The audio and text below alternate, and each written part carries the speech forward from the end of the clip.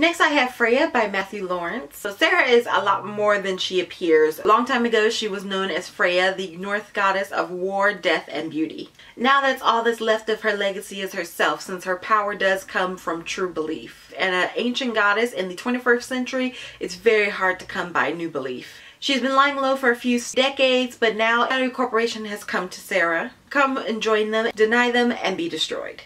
And Sarah does neither, and she flees with one of her good friends, Nathaniel.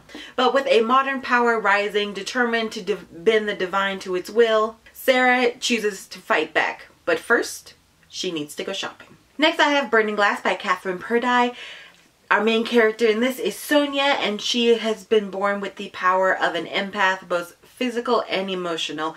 And after a reckless mistake, wiping out all the other empathic girls, Sonia is hurled to the royal castle to be a protector of the king. And charged with the assignment of feeling intent from potential assassins, Sonia is under constant pressure to keep the emperor, not king, safe. But Sonia's power is untempered and very unpredictable. She can't always determine other people's emotions and pains from her own. And in a palace full of roaring emotions and encroaching darkness, Sonia fears that the most threatening thing to the emperor might be herself.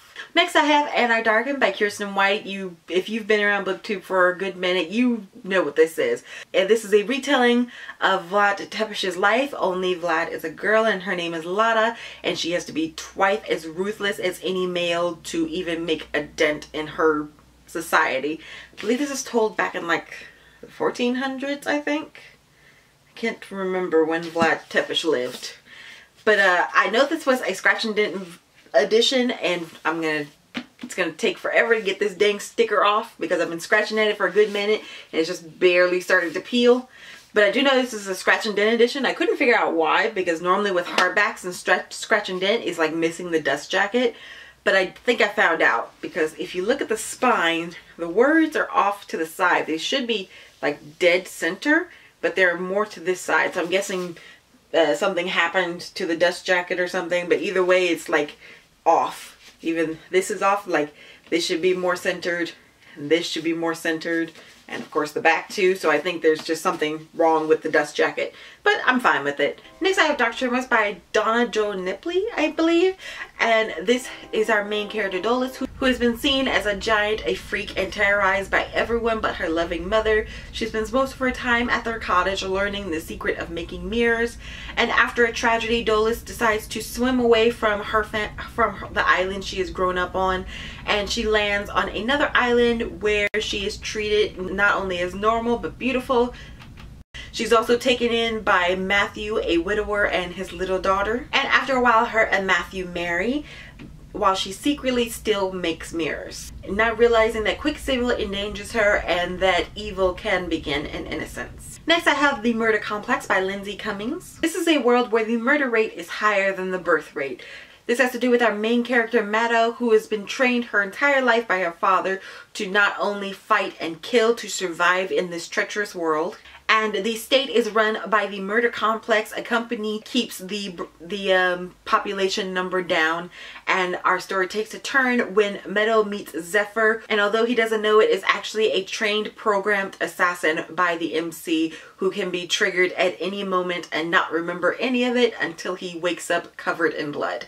Next I have Reawakened by Colleen Hawke. Our main character is 17-year-old Leanna, who enters into the Metropolitan Art Museum, and the last thing she expects to find is a living Egyptian prince with godlike powers who has been awoken after 1,000 years of mummification. And she expects even less is for him to demand that she join him on a journey around the globe to find his brothers so that they can complete this ceremony that will save mankind. But fate takes a hold of Leanna, and along with the Sun Prince Amon, she must travel with him to the Valley of the Kings, awaken his brothers, and stop the evil shape-shifting god named Seth from destroying mankind. I cannot tell you how excited I am to finally have an adventure Egyptian book in my TBR, and I can't wait. I can't wait. I keep saying that, but it's true. I can't wait.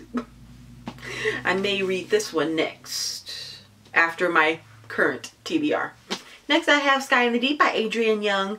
Our main character is Evelyn, who has a simple task in life: fight and survive with her clan, who have been fighting against the Rookie for as long as she can remember. Until she sees the impossible, her brother fighting with the enemy, a brother who she saw slaughtered on the battlefield 5 years ago. And that's pretty much all I know about this. That's pretty much it. And I know she does get captured by the enemy clans, and it makes her rethink everything about what she knows, what she's been told. That's pretty much it. Next I have Forest of a Thousand Lanterns by Julie D. Dial, I believe. I might have just butchered that.